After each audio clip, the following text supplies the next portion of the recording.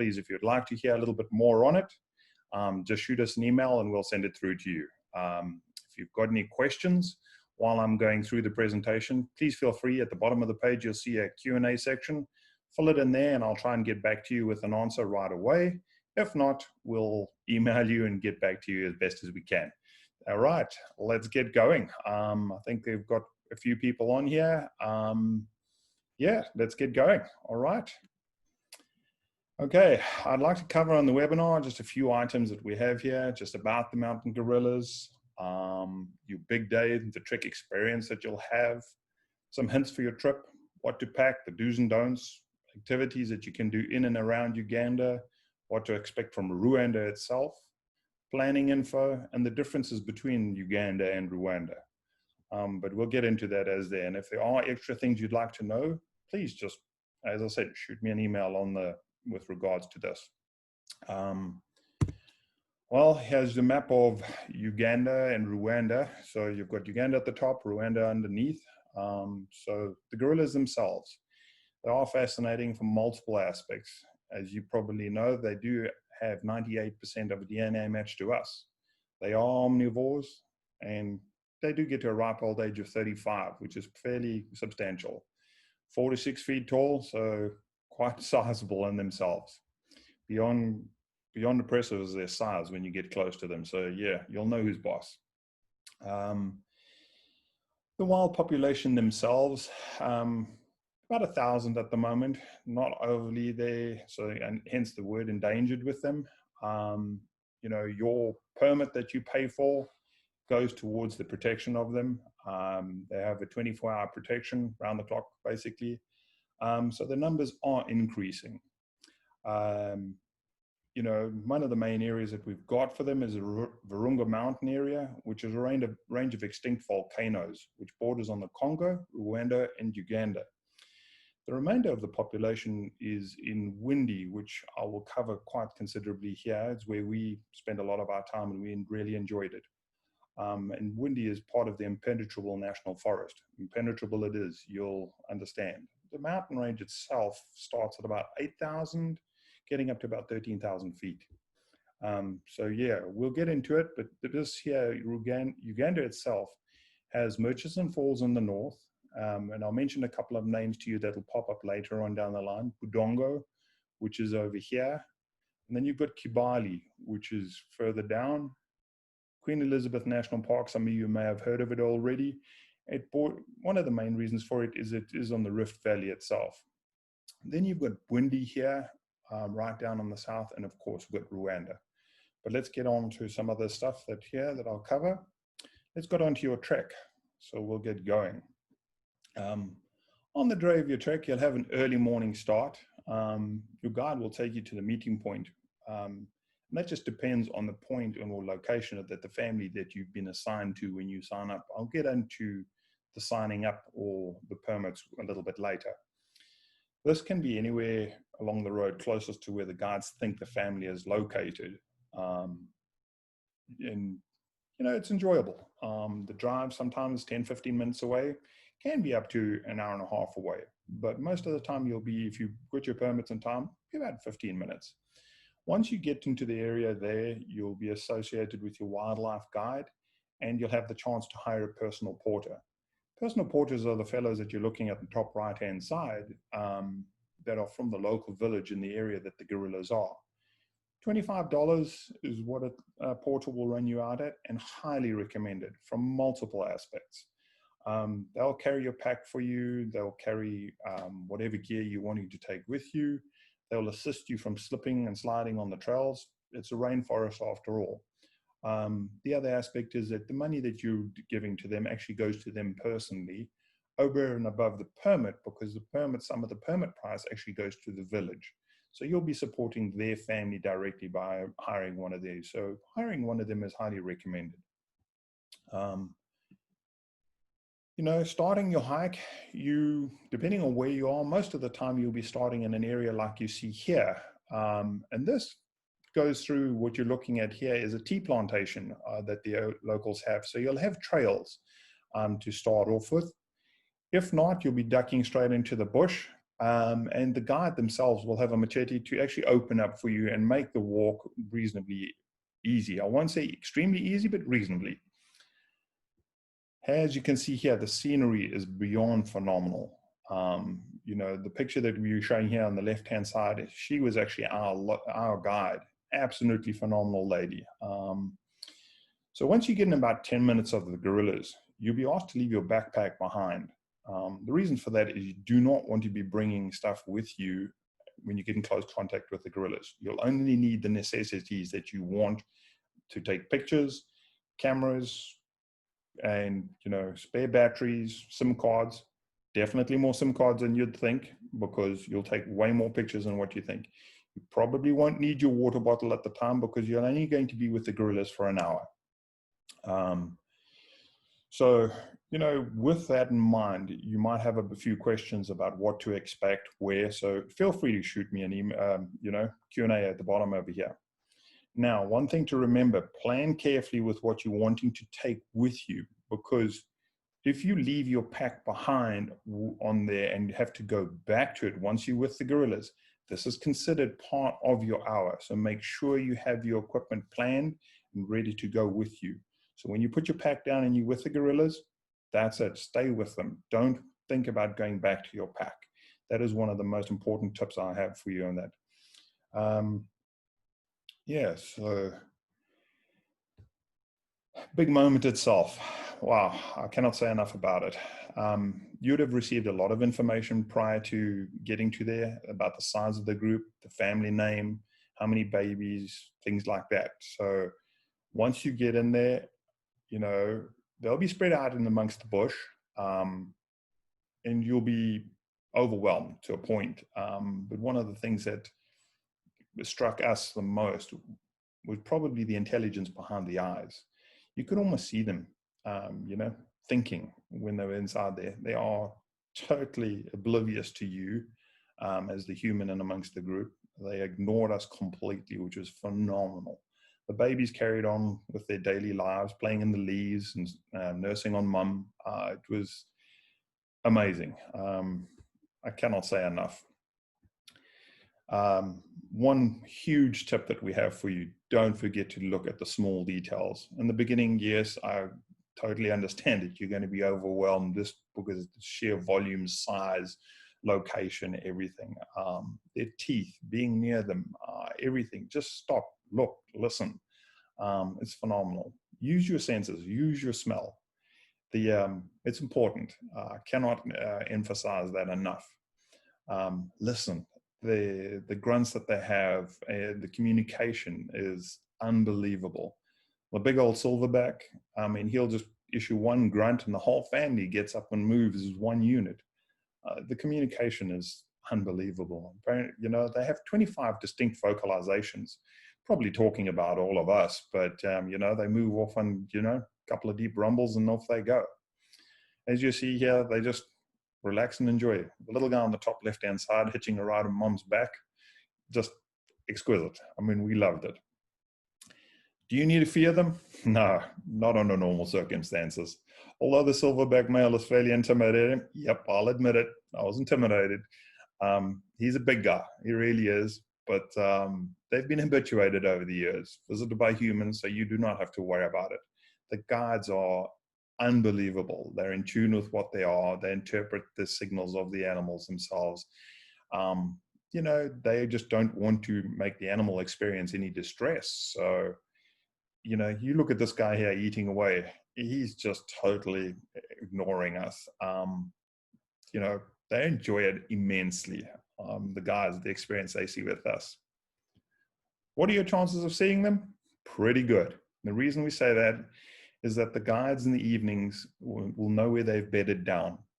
And so in the morning when we get going, you will know more or less where the family has been the night before. So you've got a good starting point. So if you get there slightly late, you might have to walk a little bit longer, but you'll have a good starting point of where they were. So your chances are very good. But, you know, the hike depends on where they are. So if you're afraid of doing a long hike, Rwanda is probably a better bet for you, and I'll cover that in a bit. After your hours encounter, you'll get back to your vehicle and you head back to headquarters. The guy on the top right-hand side you see here, he's one of the rangers that stays with the animals, with the gorillas until they bed down. So they're pretty well looked after. You'll be back at headquarters, you'll be given a certificate of the family that you followed, and a little bit more in-depth information. And it's actually quite intriguing because they'll ask you some facts about the family and to find out if you've listened, but it also makes you remember who you were with and what you were with. Now, if you're wanting to do a second trek the next day, do this in advance. Plan your permits in advance. You will not be able to just suddenly decide because you've enjoyed the trek so much that you want to do another one the next day. You will not get that opportunity. Make sure you plan in advance. Don't let yourself down. Permits, July and August are the high season, and you're normally sold out a year in advance. So make sure everything's planned in advance. When you plan, the upside of that is planning in advance and purchasing the permits in advance gives you the opportunity to get the permits to see the families closer to the lodges, which, gives you a better chance of not driving too far. Remember that the cost of the permit covers the gorilla protection. So yes, it is slightly pricey, but it covers a lot, and it's distributed amongst the locals as well. So it goes to a good cause. Again, as I said here earlier on, buying the permits early gets you a family that live near to the village in Uganda. Rwanda is slightly different, and I'll explain that shortly. It avoids having an hour and a half jarring drive before you get to the treks. Now, some people look at that as a negative aspect. Some people view it as a positive. It's up to you. Having an hour and a half drive, you can get to see the scenery and the locals and where they live in the different villages. So there's an upside to everything. One of the huge factors we cannot emphasize enough with the gorilla trekking is, practicing taking pictures in low light. The reason we say this is you will not be allowed to use your flash. And not only is it not allowed, we highly recommend against it, just because of, the interactions you have in the close quarters with the animals. So with that in mind, take pictures, low light settings, a lot of foliage, trying to focus on something that is set back behind a bush or in some bushes. This will actually give you a complete step up in the direction of where you're likely to see the animals. Now, one of the other things that we'll get into here shortly is the chimps. If you're going to do the chimps with the gorilla trekking, practice taking pictures of something with a high light background. So you're taking pictures towards the sky. Chimps are in the trees. So remember that, practice that. One of the things that we found in Windy Village, several different options to do other than the gorillas would be the orphanage, Ride for a Woman, and the Batwa Pygmies.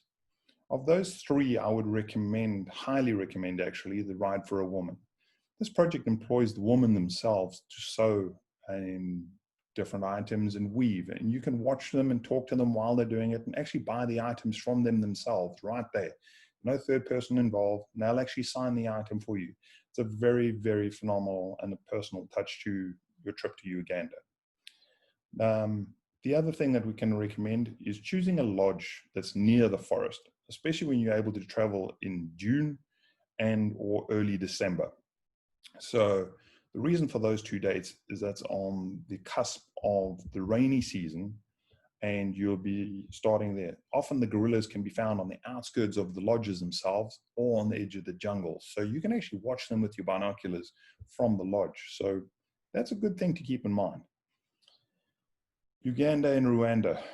I cannot say enough about the people themselves. Extremely friendly. So please take the time to speak to them and just, get to know the people themselves. It's, they are more than willing to share in their daily lives. In regards to packing, you'll get so many different people give you so many different pieces of advice with regard to it. Best tip, go with what you feel is the best. Listen to what people have got to say.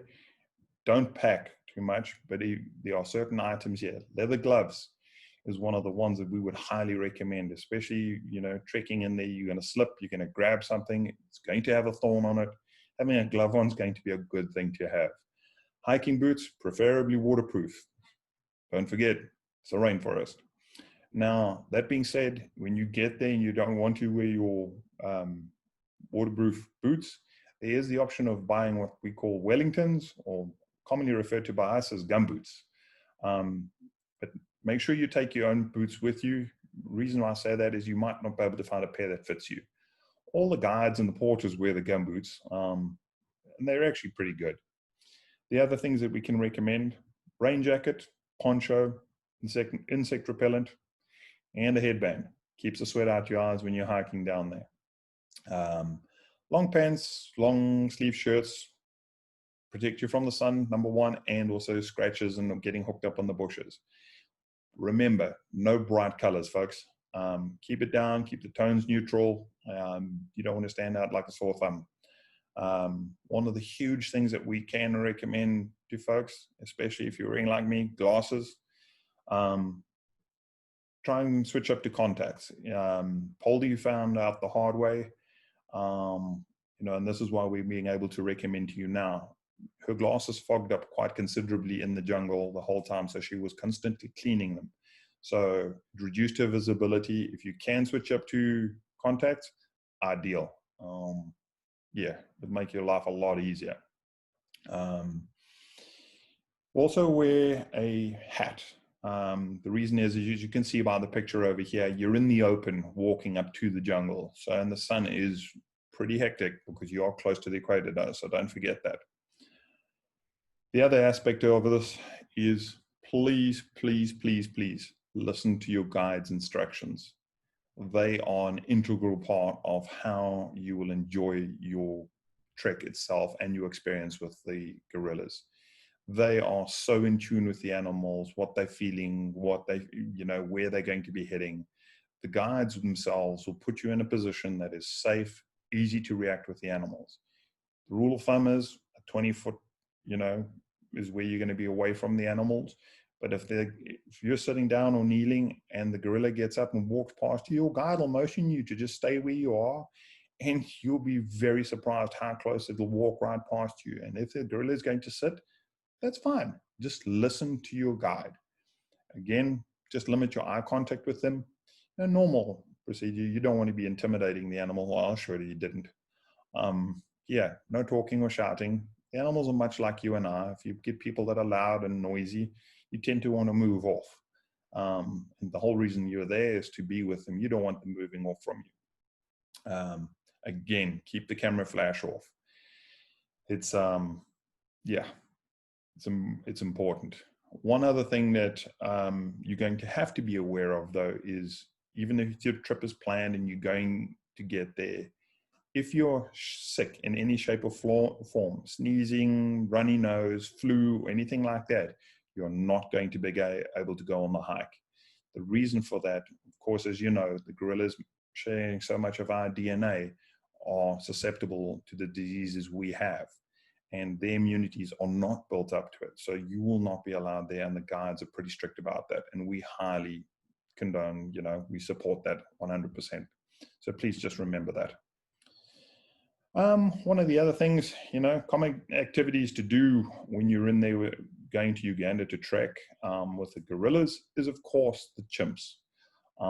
As I pointed out to you earlier, the map showing Kibale, Budongo in the middle of, just under Murchison Falls, and Jambera Gorge. Kibale is one of the ones that's probably more known than all the others. And being more known, you get to see the chimps, but you're also dealing with a lot of tourists. So be aware of that. Budongo is the one that we enjoyed the most because it is outlying and we didn't see as many people, but we got to experience the chimps, and the guide was phenomenal. We found them extremely knowledgeable and committed to the chimps. Again, you're going to see the chimps up in the trees, so check on how you take your cameras, light settings, background, things like that. The gorillas, of course, will be on the ground. Binoculars. Really, really important for the chimps. So remember that. In general, I would say, yeah, I'll run through this again with us. Murchison Falls over here. Murchison Falls is probably along the lines of your normal safari. You would get your elephant, your buffalo, lion, leopard, hippo, crocs, that kind of thing. Now, not what you and I are normally accustomed to in terms of density and diversity, but definitely it's a good park. Of course, you've got Budongo that's sitting down here in the middle of nowhere. Kibale, you've got Queen Elizabeth National Park again, Windy, and Rwanda down in south over here. Most of you would be flying into Entebbe, which I'm showing you right there. So if you're heading up to Murchison Falls, one other thing to make sure that you do is to spend a bit of time up there, because you're going to be heading up towards the Nile. And so Murchison Falls itself is well worth it. The whole of the Nile is forced through a 25-foot wide gap. That's the picture you can see on the top right-hand side. Unbelievable, the volume of water that comes through there, just insane. Now, the picture that you see in the middle there, the crown crane, that is Uganda's national bird. And Uganda itself is a bird's paradise. The birds there are unbelievable, just different. One other thing that we can recommend to you with regards to tying this in with other safaris, Serengeti. If you're in Tanzania and you're in the Serengeti, you can tie in Uganda or Rwanda with a direct flight out of the Serengeti itself. This gets you away from overnighting in Arusha, so bear that in mind. It keeps you away from there. Drive destinations can take a couple of hours between locations. We thoroughly enjoyed the circuit, and when I say the circuit, you coming into Entebbe, we went up to Budongo, Murchison Falls to Kibale through to Queen Elizabeth National Park. We went to Bwindi and then flew out from there. Now, thoroughly enjoyable, but well worth it if, depending on your time frame, what you're wanting to do. As I mentioned earlier, I said to you I'd get back onto Rwanda. I'm at Rwanda now. So this is the other option for trekking for the gorillas. Rwanda itself is an amazing country from multiple aspects, for what it's been through, what it's achieved. It's one of the cleanest countries in Africa that we've experienced. The reason for this is they actually have a day a month that everybody actually cleans the streets. They pick up the plastics. It's run by the neighborhood watch, and have organized committees, and everybody gets down and picks up trash. They were also one of the first countries in Africa to ban single-use plastics. So when I say an amazing country, pretty awesome. It's also known as the land of 1,000 hills, and the reason is very evident when you're there.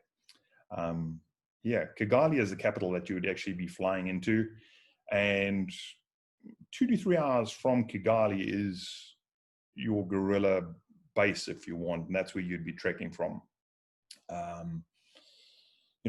So a lot of stuff is tied in with that. There are options in and around the gorillas. So people often throw in the trek with the golden monkeys, and also a small safari if you want in Akangara, which is down, also about 2 to 3 hours from Kigali. Chimps can be done in Rwanda, not recommended from our aspect because they haven't been habituated yet. So you won't be getting close to them. When they see humans, they're still running away. So they haven't worked through that process yet, but they are getting to it. If you're wishing to see how it's done, then that's probably a good option for you. But if you're wanting to see the chimps, I would still recommend Uganda in terms of that. Akagera is probably one of the few that's still, they've got the lion, the leopard, and they've also now got rhino. So we also can cover a safari.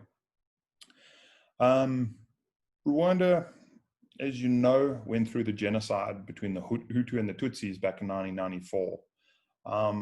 Very sad. 800,000 people lost their lives in that, mostly from the Tutsi tribe. Very somber memorial, if you would like. Shows exhibits and some graves and some gardens. Very sobering and somber moment there. Interestingly, though, people are forbidden to talk about the genocide, and everybody gets along and is friendly towards each other, which we found extremely interesting. As you see here, you've got the picture of the scenery. You see all the hills and the young folks that are there. And this, the bottom right-hand side, is just a little shop along the way. As you can see, totally void of trash. The guerrilla trekking in Rwanda follows the same principle to a point of Uganda, in terms of that you'll be meeting up at headquarters early in the morning. And here's where the differences start. You actually put your hand up if you are unable to do a long trek. And this is where it becomes, you'll be divided into your groups. Or that being said, elderly people are given the priority for the shorter trek. So if the slots are taken, you'll be going on a slightly longer walk. But again, you'll be able to put your hand up, and most of the time they can accommodate you. Then again, you'll drive out the road to the nearest group. You'll be met up, and you go out looking for your guerrillas. So this is where the difference comes in. In Uganda, you're assigned to your family in advance. So when you buy your permits, you're assigned to that family. No matter where they are, that's where you'll be going to the family. Whereas in Rwanda, it's very different. The picture you see on the left-hand side here is Virunga Mountains, and in the foreground is a chalet of Gorilla Mountain View Lodge. You'll be trekking in those very same mountains. Not to the top, I can definitely show you that. The gorillas also don't like going up to the top. So yes, you'll be in those same mountains. One of the other things, those of you who are aware of the founder of the Diane Fossey Foundation, her gravesite is also available, but you have to plan an additional trek for that. So that is something worthwhile. She studied the gorillas, if you recall, from 1966 to 1985, when she was unfortunately murdered. Gorillas in the Mist is the famous movie about that, and I think most of us have watched it more than once. I'm getting ahead of myself over here. In regards to the accommodation, both Rwanda and Uganda have been dealing with tourism for quite some time. So both Kigali and Entebbe have 5-star hotels and boutique hotels, that rival anything that we know. Now, getting into the guerrilla trekking areas, though, these areas are being so remote, resemble more like country tea estates, and they range from 3 to 5 star.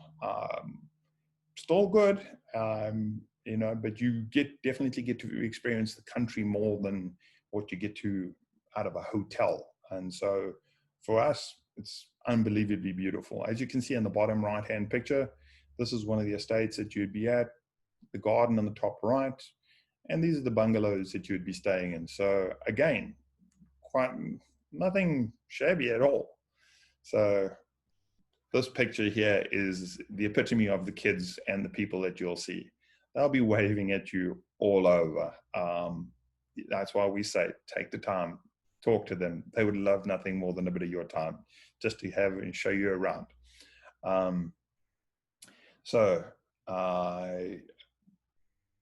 Just spend time with the people. Best times for trekking with the gorillas? Anytime really, except April, May, and November, rainy season. And when we say rain, April, May, long rains, November, the short rains, but it buckets down, folks. So now, when we say, that you can't do it, no, you can still trek during these periods of time, but just know that it's going to be extremely muddy and wet. So we just don't recommend those times of the year. But technically, you can go. Buy your permits and you can go. And what else have I got for you?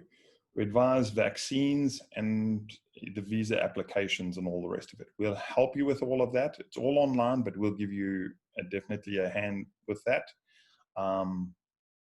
One of the things that we do and highly recommend and malaria and yellow fever is required for both Uganda and Rwanda. Our current situation, as everybody knows, with COVID, all the rest of it, Uganda and Rwanda both have cases. Uganda is sitting just over 500 and Rwanda just under 400. But they are not foreign to the concept of tracking diseases. So they've got good policies in place in tracking and keeping people quarantined with regards to that. So just a quick comparison for you in terms of what you're looking at here on the screen in front of you. Uganda, as you can see, the permit cost is $700. Rwanda is quite considerable. They jumped up in price. But Rwanda, you know, their justification is that you've got an easier drive to get to the gorillas from Kigali. Whereas it's more difficult in Uganda to get to and from the park, from Entebbe and places like that. Rwanda, the guide decides in the morning, based on your condition, where you'd be going to, which family you're going to visit. Whereas in Uganda, you're going to be buying the permit in advance. Uganda is definitely more jungle, thick foliage. And as you can see there, Rwanda has a lot of bamboo. And that's why the gold monkeys are there. They love the bamboo. But, you know, it's easier to see with them and you get better lighting. Again, both countries only have 8 guests per group, and you still only allowed an hour per family. So remember that. So those are the differences there. Last but not least, how about adopting a gorilla? We found this extremely important for us.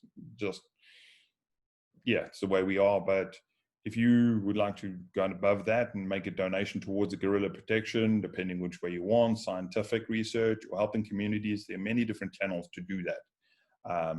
So if you'd like to go ahead now, and I'm going to just go through and see what question and answers we have.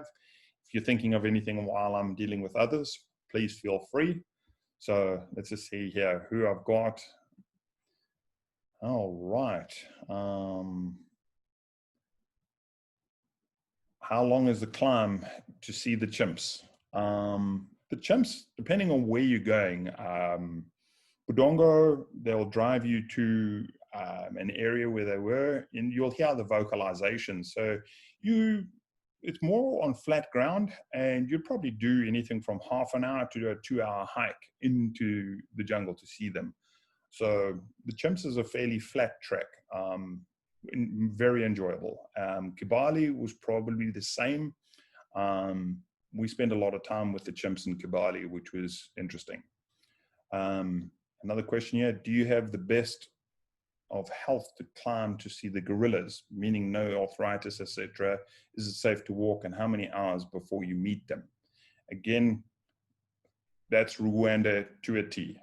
So long as you don't have any ailments that are contagious, you're able to hike to the gorillas.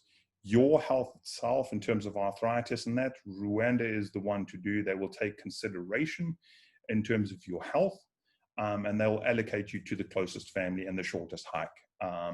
So that is definitely a thing to consider. Folks, thank you so much for your time. If there's anything else I can cover for you, please shoot us an email. We'll write back to you. Thank you so much for your time. Really appreciate it. And hopefully we've answered some of your questions, and we'll see you out on the trail. Thanks, guys. Take care. Bye.